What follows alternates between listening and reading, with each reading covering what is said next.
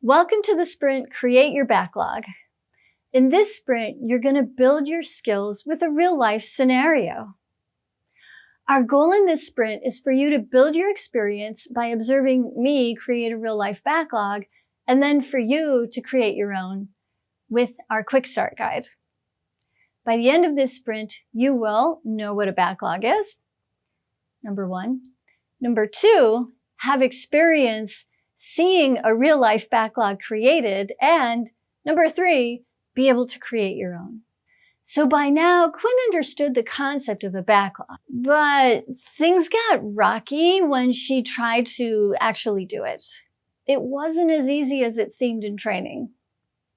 So I invited Quinn to watch me create a real backlog around a real goal, the goal of becoming a Scrum Master.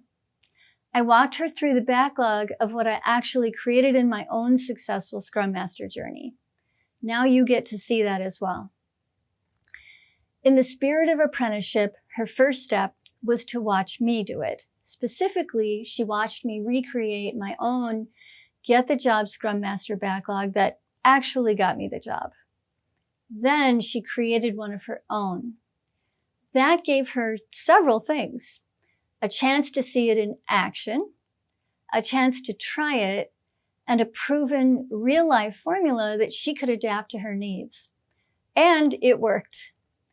Because of that success, Quinn and I realized that the way for people to learn to do the backlog is to actually see one created versus just a definition, and then do it themselves.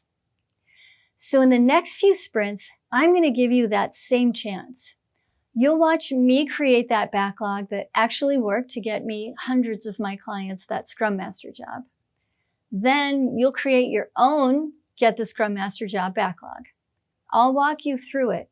So here's the true story of how I got started and how that led to my Get the Job backlog that you can use for yourself. In 2002, I'd been working as a project manager for several years, but I had this strong feeling that there just had to be a better way, a more human way, a more successful way to work together and deliver value. Because of that, I set out on a quest to discover what that better thing might be. I read, listened to podcasts, attended meetups, and the word Scrum kept coming up. So in March of 2002, just as the snow in Chicago was starting to melt, I took a Scrum Master training, and wow, did that open my eyes. I went in expecting I'd come out a Scrum Master, but when I walked out that door, I realized that the real learning would come in trying to apply it to the job. So I got creative, and I started using Scrum in small ways, more and more over time. Until one day I realized that I liked it so much, I wanted to be a full-time Scrum Master. But that's where I ran into trouble. I needed not only more experience, but I needed to Scrumify my resume with my new skills, figure out how to talk to people in interviews, plus Agile networking, interviewing, and Scrum Master salary negotiation skills, of which I had none. So I decided to use Scrum to get Scrum, starting with a backlog. It worked so well that I'd like to share that with you. So in this sprint, we'll start with that backlog, which you can use to model your own backlog on. But there's something really important for you to understand. A backlog is good, but it's never set in stone. That's the beauty of it. The backlog you're about to see will be constantly evolving as we refine it in the next few sprints, but it'll get you started, which is sometimes the hardest step. So without further ado, here's the initial Get the Scrum Master Job backlog I put together. First, figure out how to actually do Scrum Master activities versus just understanding them, like facilitating sprint planning. Then, practice creating a real backlog. Next, practice refining the backlog by chunking it up to manageable pieces, then prioritizing them. Next, identify what's dependent on what. For example, do I need to create a Scrum Master elevator speech before Scrumifying my resume or my LinkedIn profile? Probably. Next, practice writing stories in correct format. And learn to estimate the Agile way. Then practice doing that on 5 to 10 of the stories I wrote. Next, learn to lead planning poker for team estimating. And then, get confident facilitating all Scrum events, sprint planning, stand-up, review, retro. Next, learn the pieces of Jira the Scrum Master needs. That's a common tool. Learn how to create the key Scrum Master metrics. Next, find creative ways to get working Scrum Master experience. Another one, update my resume with my new Scrum skills and experience. Another one, Scrumify my personal brand and elevator speech. And figure out how to network for Scrum jobs. And LinkedIn, Scrumify my profile and figure out how to use LinkedIn to network and job hunt. And prep myself for interviews with good answers. And find out what salary range I can ask for. Next, practice my soft skills like active listening, since those make you stand out, including in the interview. So now let's talk a little more about a backlog. Ideally, it's the single source of work. What does that mean?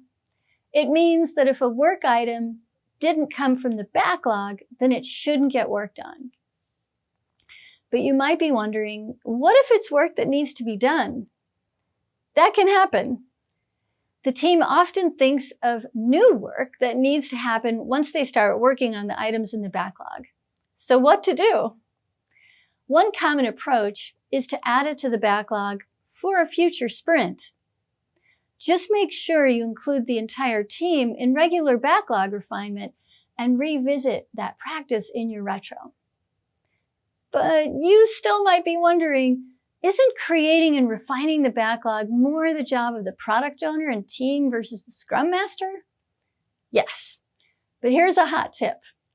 Out there in the real world, it's very common for the Scrum Master to be on the scene several weeks or months before the product owner is.